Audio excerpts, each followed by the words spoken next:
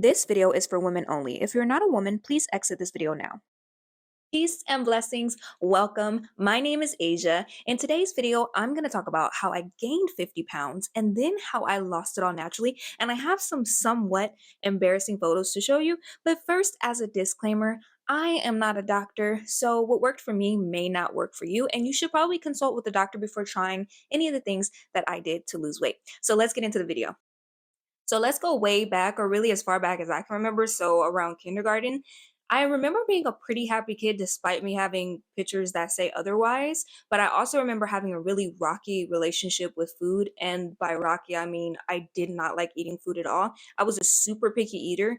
I could tell you three fingers exactly what I would eat. It was pizza, chicken tenders, and peanut butter and jelly sandwiches. And anything else, I politely declined. I'm like, no, thank you. And it got so bad that I actually had to be put on Pediasure because my ribs were literally like protruding from my shirt. Protruding, sticking out from my shirt. But in elementary, things really shifted. I actually started to gain weight, and I remember this being where when puberty hit me like a truck. I'm talking about this is when I got the acne. This is when I started to see like the curves of my figure. This is when I started to have my menstrual cycle, but I still maintained a pretty healthy weight. So fast forward to middle school, I'm moving with my dad and stepmom, and the first thing my dad does is he hands me like a YMCA pamphlet. And he's like, I don't care what sport you pick, but you need to pick one. And I just start crying and I'm pleading and I'm like, I don't What an exercise. Why? What did I do to you? Why are you doing this to me? Like, oh God, please help me. just super dramatic. But he let me go through all my stages of grief. And I eventually picked basketball, which I end up falling in love with. So at this point, I kind of start to slim down, gain some muscle. And this is probably the healthiest I've ever been physically.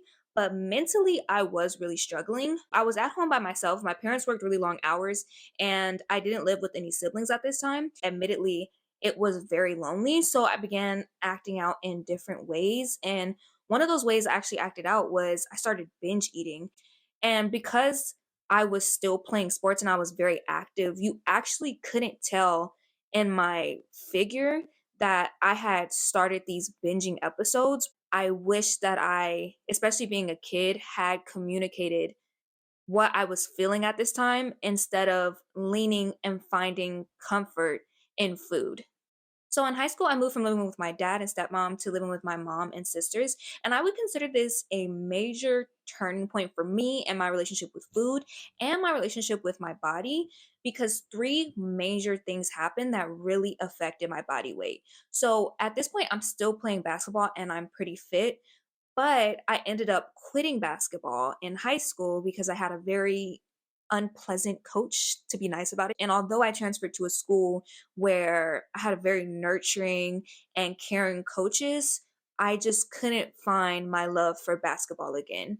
And the second thing that happened was I started binging at a higher amount. So, for instance, when I was in middle school, a 6 inch was my idea of binging because that really filled me up, made me stuff. I would eat it when I wasn't hungry. When I got to high school, a 6 inch no longer satisfied that craving. So I instead started eating footlongs. And I remember thinking of it almost like the more food I eat, the happier I'll feel. And then the third thing that happened was I ended up getting married my senior year and I decided to go on birth control. Now, mind you, I did not run this decision by anyone in my family. I didn't do any research on what birth control does to a woman's body. I literally came into the clinic and I was like, okay, what do you have? Like, what are my options? The doctor handed me a brochure and I probably could have like closed my eyes, rolled my fingers around and just picked one and got a better result because I literally picked the birth control shot because they told me I would only have to come in every 3 months rather than taking the pill that I would have had to take every day. And immediately after these three things happened, I really started to notice some concerning changes in my body. So I began to feel fatigued all the time. And I started to gain unwanted weight rapidly. So about 20 pounds at this point. I also didn't have a menstrual cycle anymore, which is actually normal if you're taking the birth control shot. And I became incredibly moody. So I ultimately decided to stop the shot after about like 2 to 3 doses, so about 6 months. But even though I stopped taking the birth control shot, the symptoms continued even throughout college. So my first 2 years in college, I felt exhausted all the time, which of course is not out of the norm for a college student. But I also wouldn't leave the house, and I remember sleeping more than I was awake. And as you can imagine, this took a major toll on my friendships and my marriage because I wasn't nurturing my relationships. So I ended up deciding to transfer to a college that was closer to my family.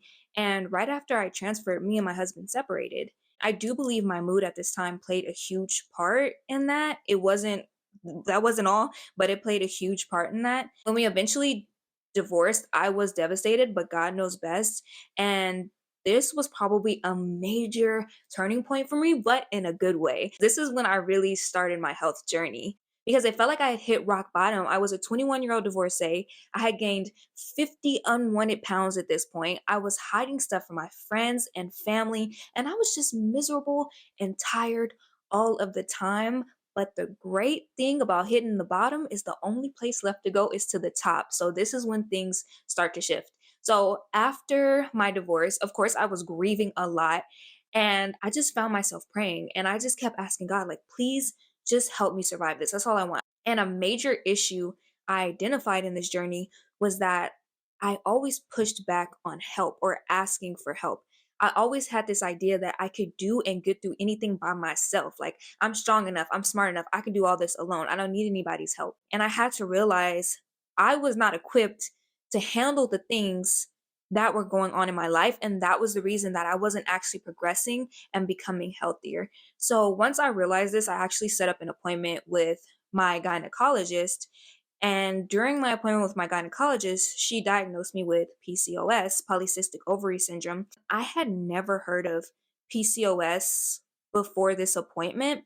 She prescribed me with birth control, and I politely declined, as you can imagine, because my experience before was not good. Instead, I went home and I began to just learn more and more about PCOS and like hormonal imbalances. And as I was reading, I just remember this realization that I might struggle with these symptoms for the rest of my life because over a year had passed since I stopped taking the birth control and my cycle still hadn't returned. So I ended up confiding in a family member who also experienced irregular cycles, and she recommended maca powder to me. Now, up to this point, I was not interested in any natural remedies. Although I grew up with a mother who was a big believer in natural medicine, I thought the idea of like plants and food healing our bodies was like mysticism. But because of my experience with birth control, my heart was a lot more open to trying out what Mother Nature had to offer. So I took a chance and I began treating my PCOS with spearmint tea, maca powder, and a low carb, high fat diet. And I can do another video going into more detail on exactly what I ate, but I completely transformed my diet. Like I went from eating Pizza Hut stuffed crust cheese pizzas almost every night to now eating tofu and cauliflower and zucchini. I would also drink tea with spearmint, and I really, really enjoyed experimenting with different herbal blends. And I also got my body moving, which was really, really important. I think at this point, I was jogging about 3 miles a day, which I quickly stopped because I have to admit, I am not the girl that could wake up 5 a.m., got the wind through her hijab, running like, "Oh, I feel so alive." I am not her. So I ended up transitioning to dancing about 30 minutes a day, which really worked for me. And in 6 months, I was down 20 pounds. My menstrual cycle returned and has been regular now for over a year, which is such a big accomplishment for women who have hormonal imbalances. And also, I want to emphasize these things did not happen like a movie. It was not a Rocky Balboa situation. I fell off the wagon so many times. I had times when I would just start binging and I was like, I don't care about any of this. Who am I doing this for? Why am I doing this? I don't need to do this. I could do what I want, what makes me feel good. But I think the reason that I am here and able to say it was a success was because by the grace of God, I always got back up. So if you are somebody who's currently on your journey or you're about to start your journey and you're just feeling a little fearful about what the future has to offer, please know that this is something that is not going to be linear. When you have hormonal imbalances or when you're just trying to gain or lose weight in general, these are things that you're going to be doing more than likely for the rest of your life. So don't feel discouraged when you don't see those exact results exactly when you want to see them, you have to always get back up and make sure that you stick to your plan in the long run. And that, I promise you, will make a world of difference.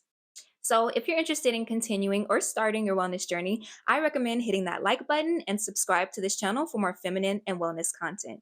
Thank you so much for allowing me to share my story with you. Thank you for sharing this space with me. Take care of yourself. I'll see you in the next video. Peace. Shorty.